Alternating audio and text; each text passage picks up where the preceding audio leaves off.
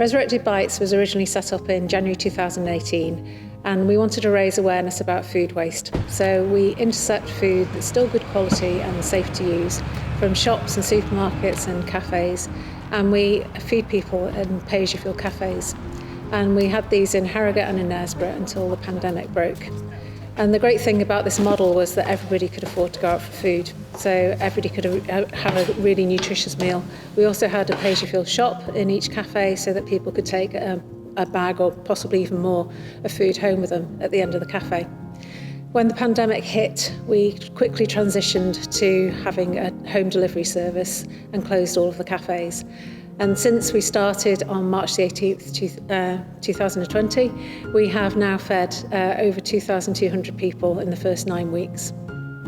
The circumstances that we've heard about when we've talked to people on the phones or that people have seen when they've delivered to their doorsteps, and people have just been in tears with relief. Their children have been jumping up and down, just so excited that they've got food finally.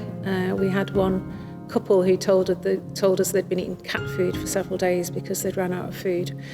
It's just incredible in 2020 that we still have this level of poverty in our midst, but I'm so grateful that God gave me this vision for Resurrected Bites back in 2017, and I'm so grateful that he did, so that I was able to transition the model that we were using so quickly across to being able to provide a home delivery service. Because within 2 days I was able to switch over from what we were doing. But that's the difference, it's the fresh food aspect, being able to have fresh bread, fresh milk, fresh fruit and veg.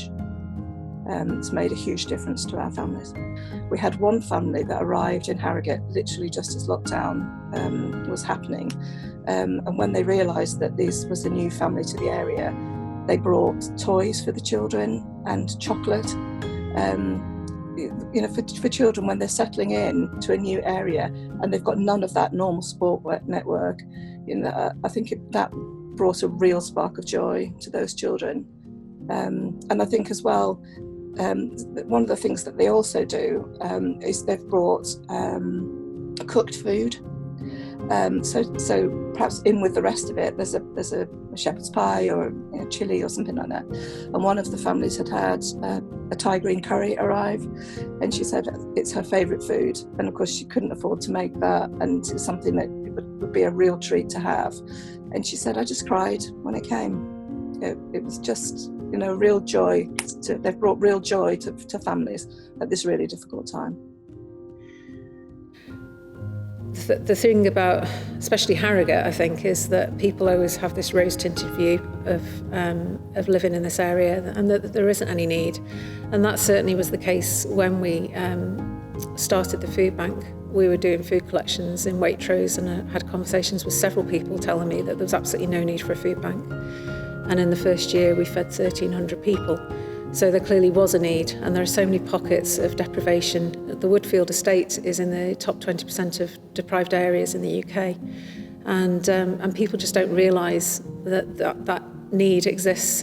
Well, many people don't realise that need exists in our area, but we've fed 2,200 people since we started in the past 9 weeks, and a lot of those people have been in the Harrogate and Knaresborough area. We do also go to Boroughbridge and Ripon, but I would say most of the people that we provide help to are in the Harrogate and Knaresborough area. And so, yes, there definitely needs to be a change in people's perceptions about need in our area.